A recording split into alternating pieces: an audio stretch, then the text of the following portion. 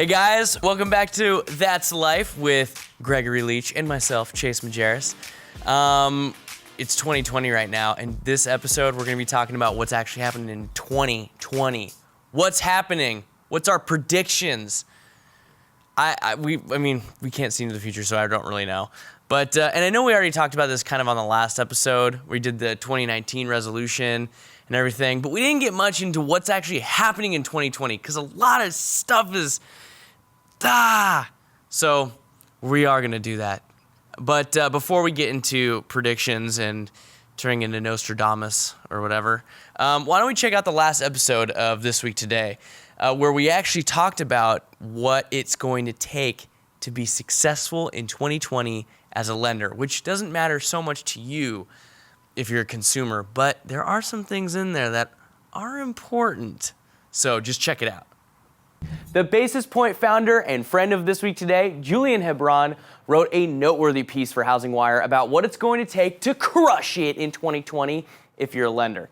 Lifetime customer acquisition, instant loan approvals, and actionable home valuation. This is, as he calls it, a three-front war. Let's break it down now, y'all.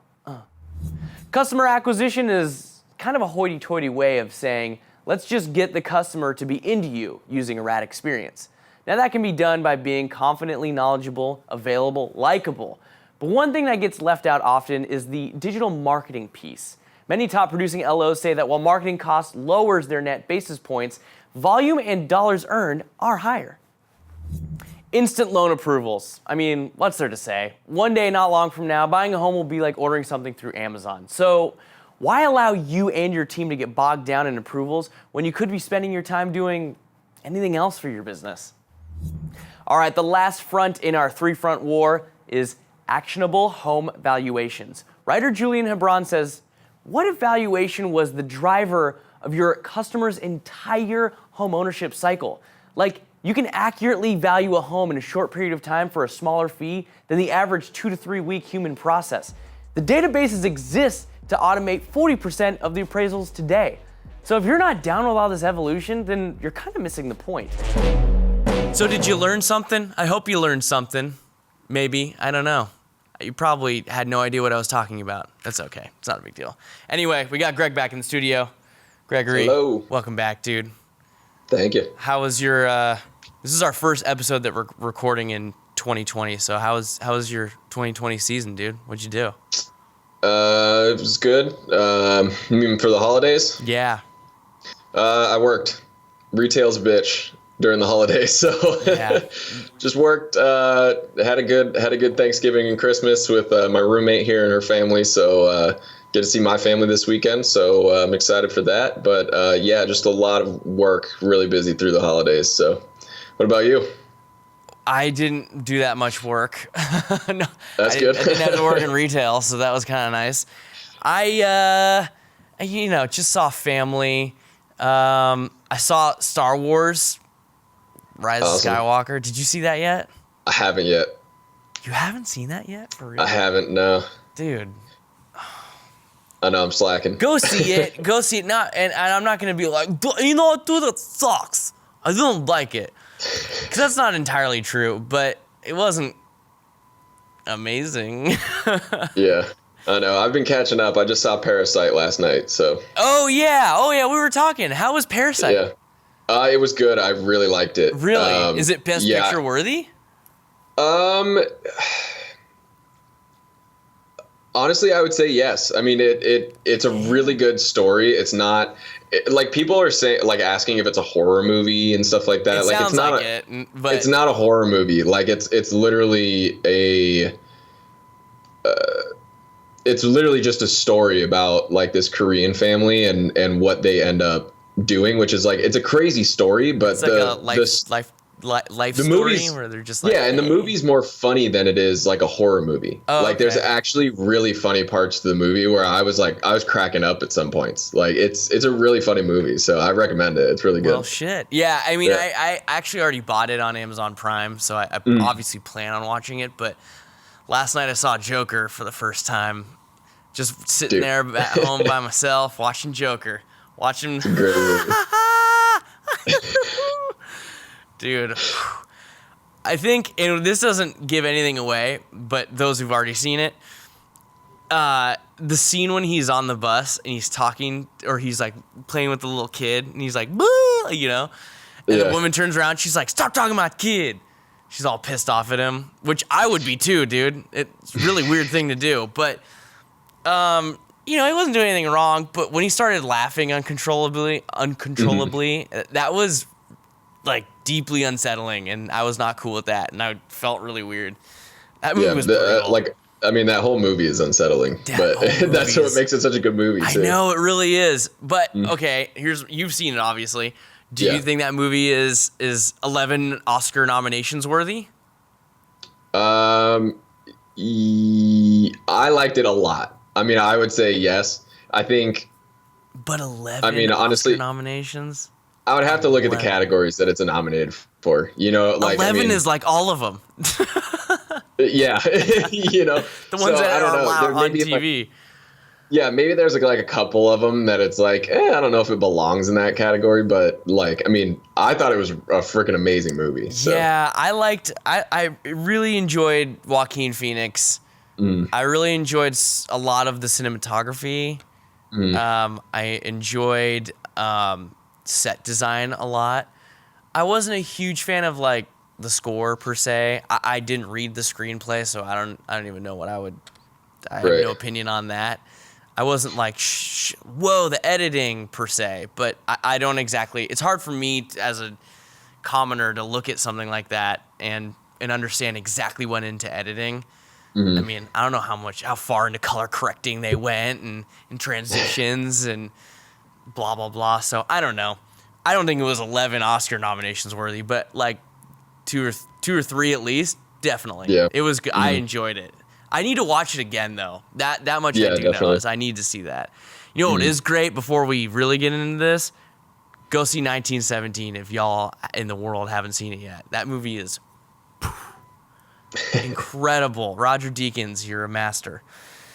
Anyway, so we're already talking about movies. What are you excited for in TV in 2020? And I'm going to make this fast, all right? So far, I'm just going to give you a few that have new seasons coming out or new TV shows coming out. So MacGyver, Brooklyn Nine-Nine, Homeland, Ozark, Star Trek Picard, Mandalorian, This Is Us, Curb Your Enthusiasm, Better Call Saul, Big Mouth are just some of them that are going to be out there in the world. But what are you excited for, Greg? Well, I still don't have cable in my apartment, so I don't watch a whole lot of TV. but most of these you can stream. All of these you can stream, right? Right, yeah. Excited for The Mandalorian, obviously. Yeah. That's been great so far. What else? Pick one. Homeland. Pick one. Only one. Mandalorian. That's it. Boom. Yep. I hate to be that guy also, but Brooklyn Nine-Nine was close for me, but Mandalorian. I feel like a lot more hinges on that show right now, and just we're at the peak of something really interesting, and that version of Star Wars right now is dope. So I'm just excited for that. Okay, movies. We have Wonder Woman 1984. Is that what it's called?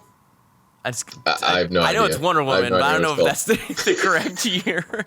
Black Widow, Tenet, 007, No Time to Die, Mulan, that looks ridiculous. Top Gun Maverick, Quiet Place 2, Halloween Kills, Ghostbusters reboot, Bill and Ted Face the Music, West Side Story, directed by Steven Spielberg.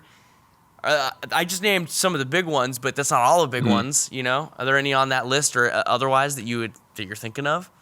Well, I did recently see the preview for the new James Bond movie, and that looks really good. So I'm excited for that one. I said the same thing, yeah. Yeah, it looks good. So that one should be good. And then, I mean, naturally, just me being me, because, I mean, Nacho Libre and some of those kind of movies are like my favorites. Yeah. I'm freaking stoked for Bill and Ted. Yeah. Like the fact that they're bringing that back, like think about if they were to make like a Wayne's World, like a new Wayne's World 2, I would be so stoked for that. I would watch it. I would. Yeah. I would. Yeah. So I probably wouldn't have high expectations, but I would watch it. Oh no. I mean, you can't really. Right. Exactly. Yeah. Yeah, but Bill and Ted, I'm stoked to see what they do with that. Oh yeah. I think that's gonna be funny. My number one is truthfully, like I kind of already said it, but I think Mulan is gonna be that movie that when when the movie is over and I'm looking at the credits, I'm just gonna be sitting, even though I know how it goes, just gonna be sitting there watching the screen like, I have to take all that in. Yeah, that's a movie that they could do a lot with. Would make it really freaking cool. I know that. So it's between that one. It's hard for me to pick one, Mulan or Quiet Place 2. I mean, so anyway, so that's just kind of getting us warmed up for 2020 season. But there's so much more happening, Greg. Let's start off. Let's do it a little chronologically. Some large, exciting moments in Earth's soon-to-be history that are happening in 2020. First thing is, sometime between July 17th and August 5th, because that's a launch window, we are sending another little doohickey to check out Mars, which is dope. The launch location is out of Cape Canaveral in Florida. They're planning on landing sometime in February 2021. The landing site will be in the Jezero crater, which is, I don't know. In the Jezero crater, which is obviously on Mars, which was really strange. I had to type out some of this information. Typing out that the location and putting Mars was pretty funny. And the mission duration is at least 1 Mars year. Greg, can you tell me how long a Mars year is? I don't know. I was actually going to ask you that. Do you know that? I do know. You do? Well, yeah, here, let me ask you this. Is an Earth day longer or an Earth year longer or a Mars year longer? Well, Mars is farther away from the sun. I'm guessing it moves slower, so I'm guessing that a year is slower than it is on Earth. Yes, you're correct. How many Earth days does it take Mars to complete one full circle? I'm going to guess 450. 450 is not the answer. It's actually 687 days. Oh, wow. It's like 2 years? Yeah, right? That's a long time. That's a super long time. Wow. Yeah, so 367 days of that. Just spinning. So that's apparently what we're going to get out of this. We don't have a name for the rover that's going to be landing on Mars, by the way. They're actually doing an online poll right now to figure out what the name is going to be. It's going to be something like Horizon or I don't know. If you could name it, what would you name it? Because of 311 Voyager. Isn't there already a Voyager, though? I don't know, probably. Yeah. Voyager 2. Yeah. Voyager X. I feel you, though. That's a good one. If it wasn't already taken, I'd love it. Okay, so what are the goals of this mission? As with all missions on Mars, if you guys would like to know, there's always 4 main goals according to NASA. One of those is life, determining if Mars supported or could support life if it were given the right ingredients. Climate, understand the processes and history of climate on Mars, which could be, you could infer upon some of these other goals based on climate. The next one, geology, understand the origin and evolution of Mars as a geological system, which is really important to a lot of scientists, as you can imagine. So much so that what ended up happening when this is a quick story based on the book that I read, Man on the Moon, which is not the Jim Carrey movie. It's actually about the Apollo missions.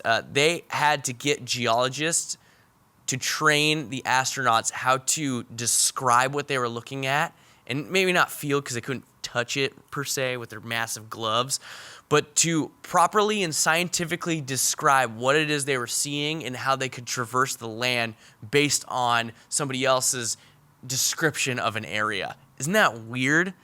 Yeah, that's crazy. Like, they got so into it that they brought these geologists and they took the astronauts and they put them somewhere in the Sierra Nevadas and some other places, and we're basically like,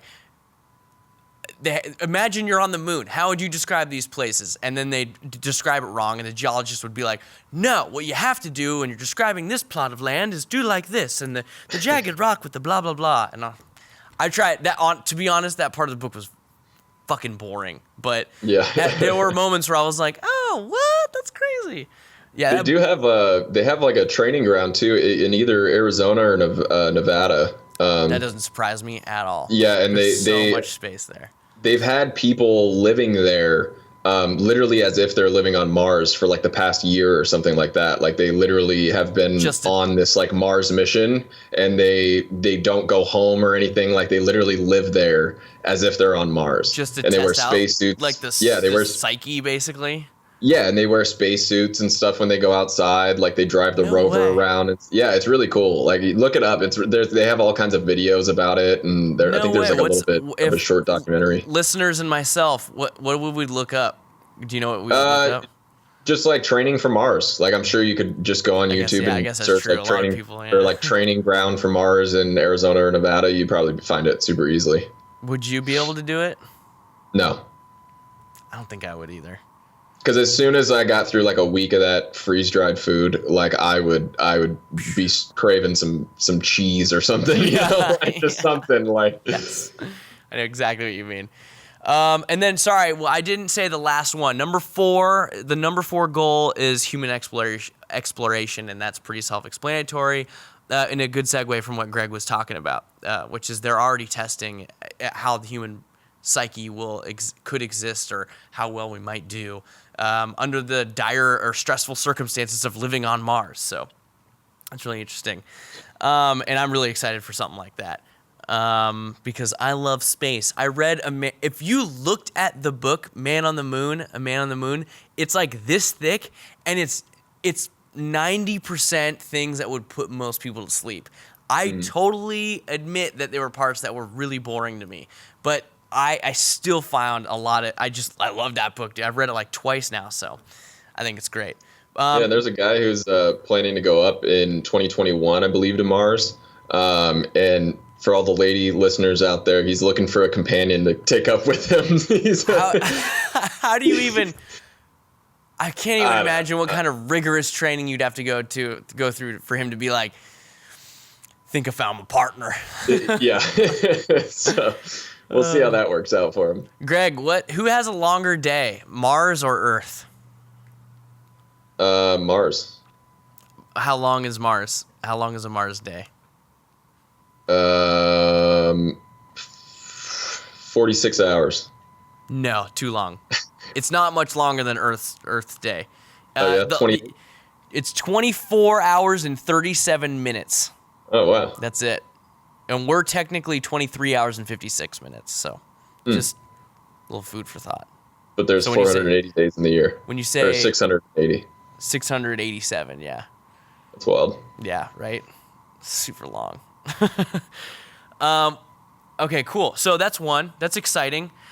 During that time period, though, so that's between July 17th and August 5th. Between July 24th and August 9th, we have the Tokyo, Japan Olympics. Summer Olympics. Greg, what is XXXII? What number is that in Roman numerals? 32. Correct. That one's not that hard. Every now and then when I look at the Super Bowl, though, I'm like... Oh, yeah, I have no idea. I don't know, man. It's like, what is an L? Yeah, there's an N, there's a Q got in there somehow, Batman symbol. Yeah, no, that's not a number anymore, sir. Anyway, Summer Olympics is happening, which is really exciting because we're adding some new sports. Baseball and softball make their way back into the Olympic lineup of sports, which is exciting, but also not really that exciting because, as I just recently looked up before we got on, most of the MLB, if pretty much 0% of the MLB will even be participating in this. It'll mostly be comprised of minor leaguers. So we won't. Yeah, and I heard that the NHL is kind of having that same issue right now as well. Like some of the players are saying that they don't want to participate, and so they don't really know who's going to be on the team at this point. Yeah, that was. It sound in theory. First, I wanted to ask you of these sports that are going to be new. Which one are you most excited for? I'll give you them real quick. It's baseball, softball, karate, sport climbing, surfing, and skateboarding. Which one are you most excited about? Because I was gonna say baseball until I found that out, and I was like, never mind. I'm most excited for skateboarding. That's gonna be dope. skateboarding, I mean, it's a sport that's done around the world, and Yeah. people from around the world have such different styles, and each yeah. individual also has their own styles. And they've done, oh God, what was it called? The new skate competition that they have that was on TV. Street League? Street League, that's right. So they started that, and that, I mean, that's blown up. That's been a huge hit. It's And massive. so, like, It's so this whole thing with the Olympics is going to be insane. Yeah, it's so massive that when they're determining who makes it into skateboarding, the Olympic team, they use the point system from Street League and another league. I forget, like a worldwide league, and they combine like the totals of these, and they're like, here's your top 20. You still need to have representatives from like all country or all continent regions. So like no matter what, someone from Africa, Asia, Europe, and the Americas and Australia are gonna make it in. But they use Street League as one of these like places that they can properly score together who makes it onto the team, which is I'm excited for that too. But I'm not gonna lie, the one I'm most excited about, although why would I lie? The one I'm most excited about is climbing. That's the second for me. That one's gonna be really cool. Yeah,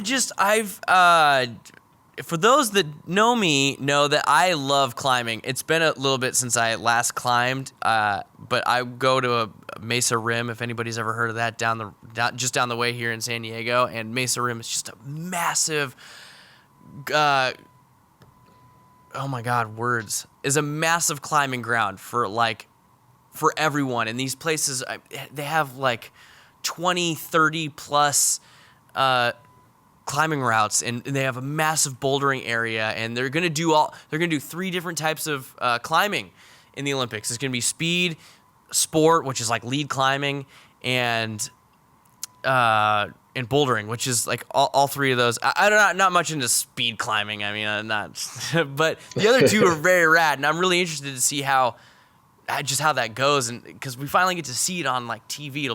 It'll be on TV. You get to watch people do this. So, and other than like watching Free Solo or some of the Real Rock documentaries, I really haven't seen, or going on YouTube, I really haven't seen that much of like competition climbing. So I'm excited to see how they play that one out. Greg, who are your top 3? Who wins the Olympics? Who wins the Olympics? Russia. Are they allowed to be in? I didn't even look that up. I don't know. I have no idea. Are they still cheating? I don't know. That's why I said them first, though. Right. I don't know. I'm sure we got a good shot this year. I mean, we always do pretty well. And then China probably. Yeah, China. Those are always the big 3. I'm feeling like Japan being the home country. I'm saying Japan is in the top 3. I'm saying the U.S. is in the top 3 because we normally are, and that would. It seems like, I don't know, we have a lot of great, especially in these newer categories, we have a lot of opportunity to get some more medals. God, number 3, should I go for like an underdog and be like England or something like that? Nah. Yeah, why not? Maybe. I'm gonna go with Russia too, to be honest. If they're around, it just feels. Yeah, if they're around. Yeah, okay, you got me. All right, moving on. This one's a quick one. In Canton, Ohio, between September 16th and September 19th, the NFL Centennial Celebration. Pro football gives itself a party spotlighting 100 years on the gridiron. And for those of you who are like, there aren't 100 Super Bowls, that's because the Super Bowl didn't become a thing until, well into the 60s, I believe. So that's why. But yes, 100 years of NFL, which is wild. Not much more to say than go Raiders, I guess, right? Yeah, they got a better shot this year. Yeah, exactly. Greg, here I have an unanswerable question for you. What happens if every team in the NFL goes 8-8? You've got a shit ton of wild card games. Dude, what a week that would be. What a week. Imagine if the most winningest team only won 12 games in a season. That's it. That'd be wild. Right? I mean, I'm sure that's happened, but like it definitely makes everything a lot more crunched together. Mm-hmm. I don't know, man. Probably be a pretty boring year though, because then everybody like we wouldn't have teams like the Chiefs who are like a completely offensive team. Yeah, and then like smash, so it would be a really weird year. It would. Agreed. You wouldn't have the raisins. The raisins. Yeah, dude, that's what they got turned into in that last game. Jeez. Yeah. Bunch of raisins. Raisin-ass raisins. Anyway, moving on. November 3rd is the presidential election, but we got a long way to go until then. Primaries and caucuses are from February 3rd to June 2nd. So let me talk about the Iowa caucus. And this is for you guys at home or in your car or wherever you're listening to this. Why is Iowa first? What is up with the Iowa caucus? Why is it so fucking important? Well, first of all, a caucus is a meeting at which local members of a political party register their preference among candidates running for office or select delegates to attend a convention. So what they're doing basically is setting the bar for like how many people are like legitimately going to vote for person A or person B or whomever. So why Iowa first, though? The first candidate to draw the nation's attention to the Iowa caucus was actually Jimmy Carter in 1976. So this isn't something that was like written into the Constitution like way, way long ago. Oh, wait, that's right, because we didn't have Iowa back then. I only say that because Daily Show did a segment on why Iowa first, and someone wrote, "It's in our Constitution." It's like, dude. But Carter. So anyway, Jimmy Carter's campaign had neither like visibility or the money to compete in a bigger state primary early in the electoral season. So what they did was they put on like this massive effort to just win Iowa, and they were like, if we can win Iowa, it might give us some steam.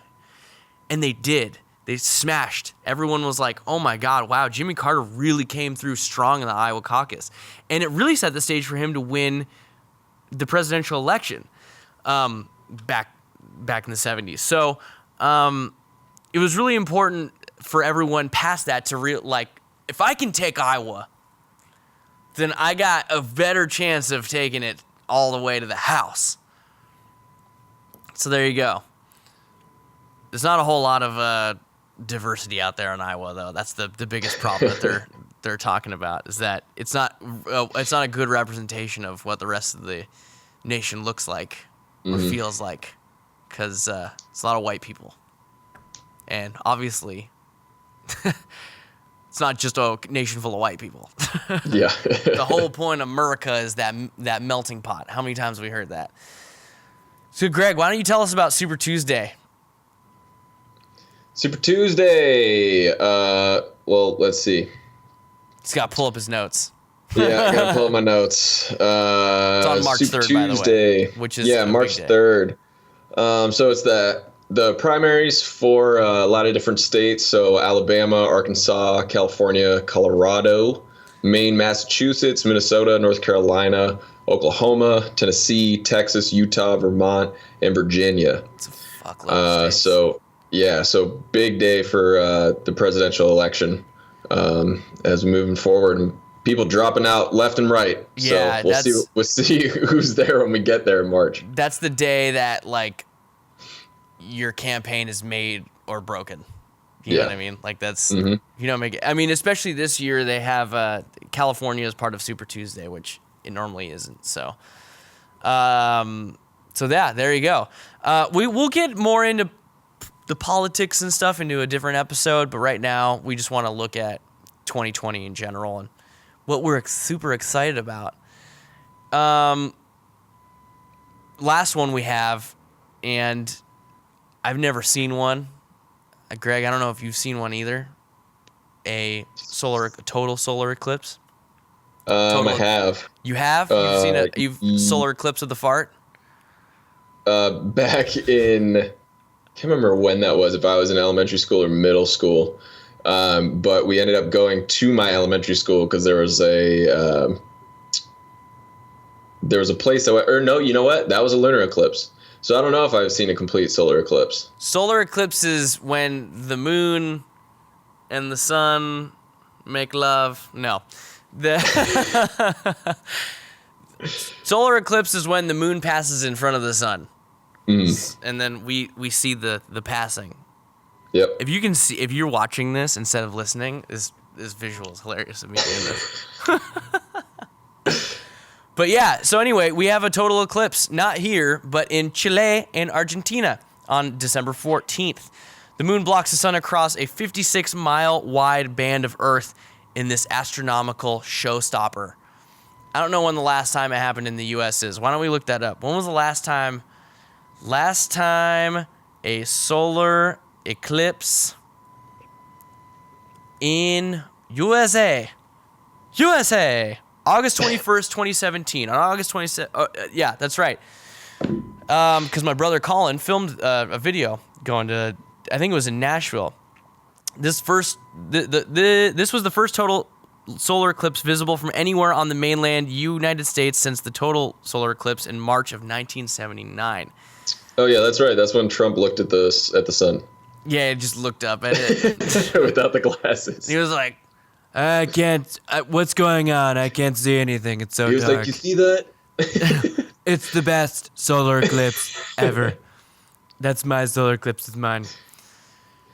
Anyway, that's pretty much what we're looking forward to in 2020. If there's anything else that you guys are looking forward to in 2020, feel free to comment about it because there's a lot to talk. There was a lot to talk about, and to be honest, we wanted to like kind of cut it out a little bit with how much we were just gabbing at you guys because we want to like bring in viewers to talk about these things. So if you guys leave comments on the next episode, we'll talk about it. Yeah, it's an open conversation. Yeah, man, let's get some fucking conversation going, man. You want to talk about politics? You want to talk about practice? You want to talk about politics? Yeah, man, go ahead. You want to talk about the solar eclipse and how it was a total eclipse of the fart? Yeah, dude, go for it. You want to talk about Mars? You want to talk about the Mars rover, dude? We're all there. If there's a TV show or a movie that we didn't talk about and you're upset about it, well then, you know what? Go to Reddit, okay? Because no one cares. By the way, before we wrap this up, I just wanted to say the funniest meme I saw after seeing Star Wars was the one where it said, written and directed by Reddit. That's hilarious. I know. It was like, ha ha ha. Yeah. You know. Anyway, Greg, do you have anything to say? Do you have anything left? No, just keep on keeping on. Yeah, keep on keeping on. Have a great weekend. Have a great weekend, everyone. And keep watching our episodes. Keep coming back. Yeah, exactly, guys. Keep commenting, liking, subscribing. We appreciate it. We're getting a lot of people. I mean, at least I am. I'm literally like getting texts from people who are enjoying this. And that's great, dude. I love that you guys enjoy it. Tell me what you like about it so we can keep doing more of that. Otherwise, we'll see you guys in the next episode. Thank you for joining us. Greg, thanks for coming in, dog. One day we'll get him in the studio. It's going to be great. Yep. We'll see you guys later.